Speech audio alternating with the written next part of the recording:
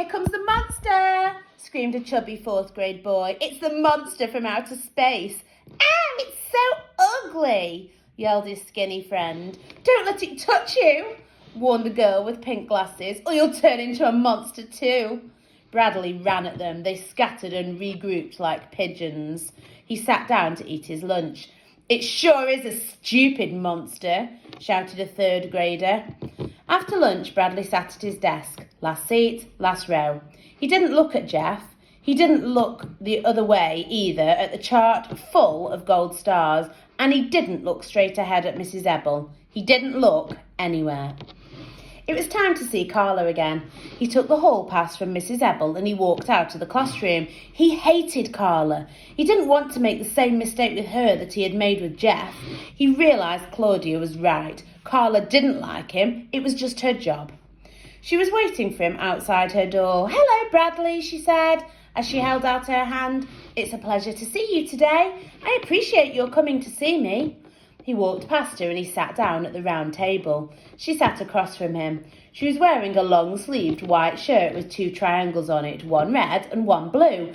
Did you make a list of topics to discuss, she asked. No, you're the teacher. So you're the one who has to say what we talk about, not me. That's your job. Well, let me think, said Carla. Are you sure you can't think of anything? He shook his head. I'm surprised. I thought you would have come up with a lot of interesting topics. Well, in that case, we'll have to talk about school. Shall we start with homework? Monsters from outer space, he replied. Monsters from outer space, he repeated. You said I could pick the topic. I want to talk about monsters from outer space. What a wonderful topic, said Carla. The only way to kill them is with a ray gun, said Bradley. Regular guns or even hand grenades and atomic bombs won't kill them. You need a ray gun. He stood up and he pretended to shoot a ray gun, making a noise that sounded like a cross between a machine gun and a horse. Carla put her hands up to protect herself. Don't shoot me, she said. You're a monster from outer space, he told her. No, I'm not. I'm a counsellor. He stopped firing. Do you believe in monsters from outer space? She shook her head. No, but I do believe there are other types of creature living in outer space. I just don't believe in monsters. I believe that Earth is just one small planet in a gigantic universe. I think there are billions of other planets with trillions of other kinds of creatures living on them. Some are real stupid and others are smarter than you or me. Some are bigger than dinosaurs, others smaller than ants. But out of all those creatures, I don't think there is even one monster. Not even one? No, said Carla. I think everyone has good inside him. Everyone can feel happiness and sadness and loneliness, but sometimes people think someone's a monster. But that's only because they can't see the good that's there inside him. And then a terrible thing happens. They kill him. No, even worse. They call him a monster. And other people start calling him a monster. And everyone treats him like a monster. And then after a while, he starts believing it himself. He thinks he's a monster too, so he acts like one. But he still isn't a monster. He still has lots of good buried deep inside him. But what if he's real ugly? Asked Bradley. What if he has green skin and only one eye in the middle of his face, and 3 arms and 2 hands on each arm and 8 fingers on each hand? Carla laughed. You and I might think that's ugly, she said, but that's just because it's different from what we're used to seeing. On that planet, that might be considered beautiful. You may have just described a handsome movie star. Bradley laughed. On that planet, they probably would think I was ugly, because I don't have green skin and I just have 2 eyes.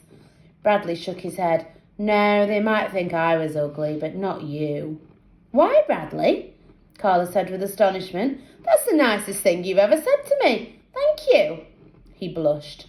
He hadn't meant it the way it came out. I don't want to talk about monsters anymore, he mumbled. OK, said Carla. I think we had a very good conversation, don't you? You picked an excellent topic. For the rest of the session, he coloured. He took a green crayon out of Carla's large box of crayons and tried to draw the creature from outer space that he had described. He was able to draw the 3 arms and 6 hands, but he had trouble fitting 8 fingers onto each hand. He looked up. Carla? Yes, Bradley? Can you see inside monsters? He asked. Can you see the good?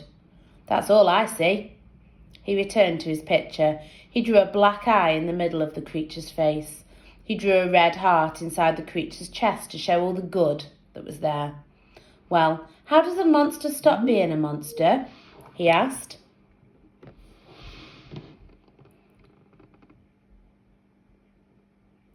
I mean, if everyone sees only a monster and they keep treating him like a monster, how does he stop being a monster? "It isn't easy," Carla said. "I think first he has to realise for himself that he isn't a monster. That, I think, is the first step. Until he knows he isn't a monster, how is anybody else supposed to know?"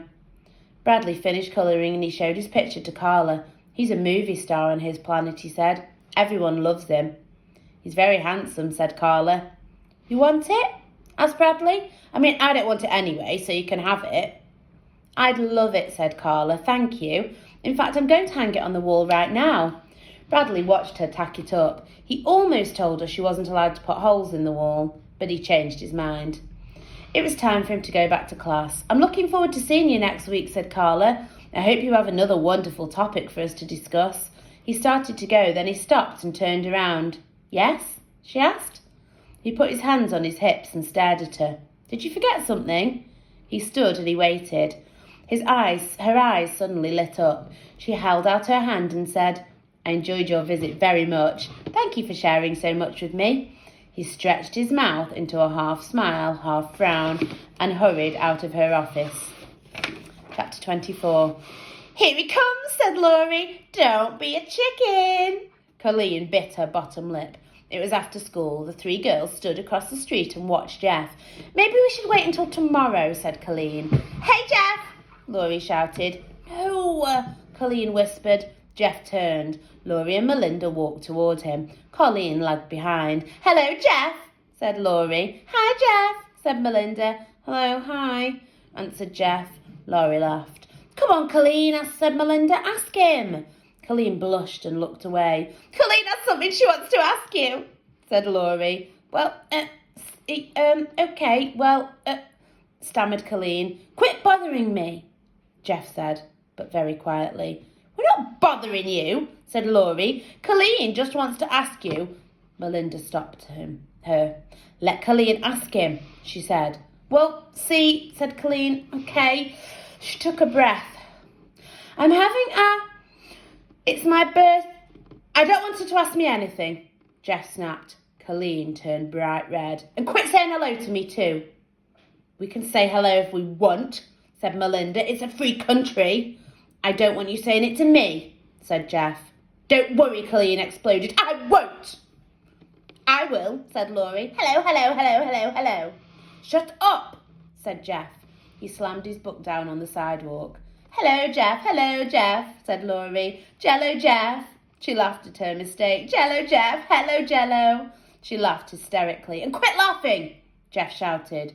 "She can laugh," said Colleen. "You can't tell her she can't laugh." "Hello, hello, hello, hello, hello, hello, hello," said Laurie, as fast as she could. "Shut up," screamed Jeff. "You shut up," said Melinda. "I'm not afraid of you, Melinda," said Jeff. "I'm not afraid of you either," said Melinda. Jeff raised his fist in the air.